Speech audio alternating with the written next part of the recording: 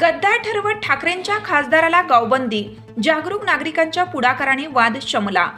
विधानसभा निवडणुकीच्या निकालानंतर सिन्नर मतदारसंघात आता वेगळेच राजकीय वळण लागण्याची चिन्हे आहेत।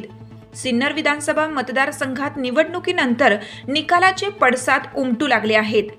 यातून अतिउत्साही कार्यकर्त्यांनी वडझिरे या गावात चक्क विद्यमान खासदारांनाच प्रवेशबंदीचा फलक लावला। त्यामुळे राजकीय कार्यकर्त्यात खळबळ उडाली आहे। सिन्नर हा सामाजिकदृष्ट्या अतिशय हॉट मतदारसंघ मानला जातो।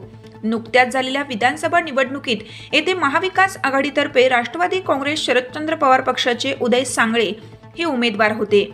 राष्ट्रवादी काँग्रेस अजित पवार पक्षाचे विद्यमान आमदार माणिकराव कोकाटे हे या निवडणुकीत सहज जिंकले।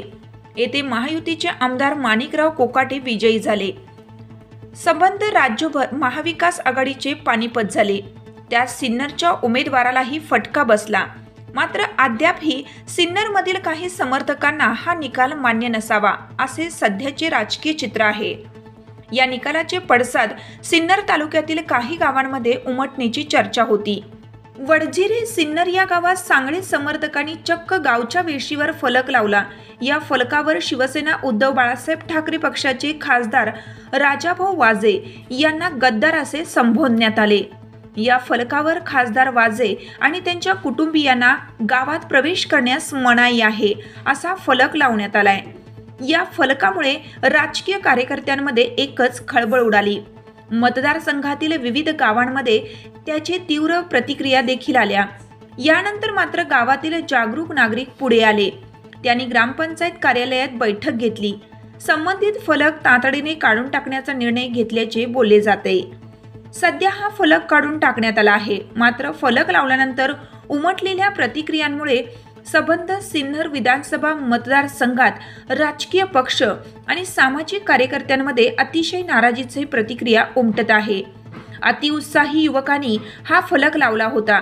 मात्र आता त्याची झळ अनेकांना बसण्याची शक्यता आहे। आगामी निवडणुकांवर देखील त्याचा परिणाम होण्याची चिन्हे आहेत। त्यामुळे सिन्नरमध्ये घडलेला हा प्रकार राज्यभर चर्चेत आलाय। मतदारसंघात गेल्या अनेक निवडणुकांमध्ये दोन समाजात तणावपूर्ण परिस्थिती निर्माण व्हायची। गेल्या काही निवडणुकांमध्ये जाणीवपूर्वक केलेल्या प्रयत्नातून सामाजिक सलोखा निर्माण झाला। विशेषतः खासदार वाजे यांनी गेल्या पंचवार्षिक निवडणुकीत पुढाकार घेऊन उदय सांगळे यांच्या पत्नी शीतल सांगळे यांना जिल्हा परिषद अध्यक्षपदाचा सन्मान मिळवून दिला होता। त्यामुळे या समाजामध्ये खासदार वाजे यांच्याविषयी आदराची भावना आहे। मात्र मध्यंतरी श्री सांगळे वाजे यांच्यापासून दुरावले। ते शिंदे गटाचे माजी खासदार हेमंत गोडसे यांच्या जवळ होते।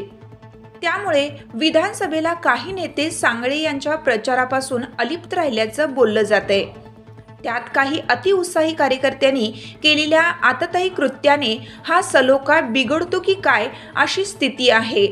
लोकमान्य न्यूजसाठी संचालक लक्ष्मीकांत शिंदे, नाशिक।